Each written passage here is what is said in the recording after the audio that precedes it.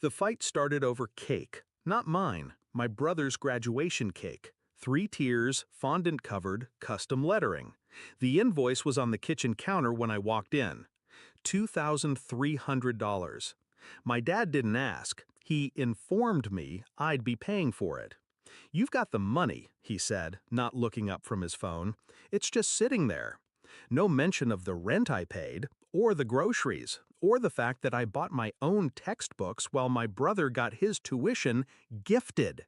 I said no. Just one word. No. 2 days later, he came back. This time, it was about the car. "Your brother needs it more than you do. You work remote. He's got places to be." I laughed, not because it was funny, because it was so expected. I said no again, calm, measured, but I meant it. That night, the lock was changed.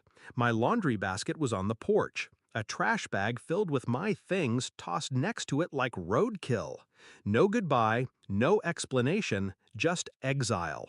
All for protecting what was mine. I slept in my car that week, the same one they tried to take. A battered '08 Civic with a sticky dashboard and a cracked sunroof. It smelled like engine oil and stale fries. But it was mine, and that meant something now. I moved fast. Craigslist found me a studio with peeling wallpaper and paper-thin walls. I took extra freelance clients, ate ramen, didn't complain. I watched from a distance as their world spun. Instagram photos of the graduation party, champagne, gold balloons, rented suits.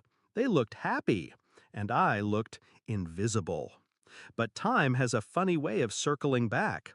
A year later, it was my brother who knocked on my door. He looked thinner, paler. His eyes flicked around my apartment like it offended him. "Hey, Dad said you might be able to help. I I crashed the car. Need some help covering repairs." My Civic, the one I'd refused to hand over. Apparently, they convinced Grandpa to co-sign a lease for a newer one 6 months ago. The same car he totaled driving drunk last weekend. I let him talk. Nods, short answers, no emotion. Then I said, "No." He blanked, like he didn't recognize the word, like it had lost all meaning coming from me. I closed the door on his shocked face and locked it. That was just the start. Turns out, Dad's little side hustle had become a full-blown IRS nightmare. Unpaid taxes, falsified documents, auditors crawling all over his business like ants on a carcass. I only found out because I got a message from a former client of his. She recognized my name from an old invoice he'd sent out, using my credentials. Forged, sloppy. He thought I wouldn't find out. He underestimated how much I'd learned. I gathered everything. Screenshots, paper trails, call logs, even the signature comparison, his shaky copy of mine. And I handed it over, not to the police, to his rival, a local competitor he used to mock. Now he owed him a lot more than pride. 3 weeks later, his business license was suspended, accounts frozen, equipment repossessed. He called me once, just once. Didn't yell, didn't threaten, just sat in silence. Then said, "I never thought you'd turn on your own family." I answered with the truth. "You turned first."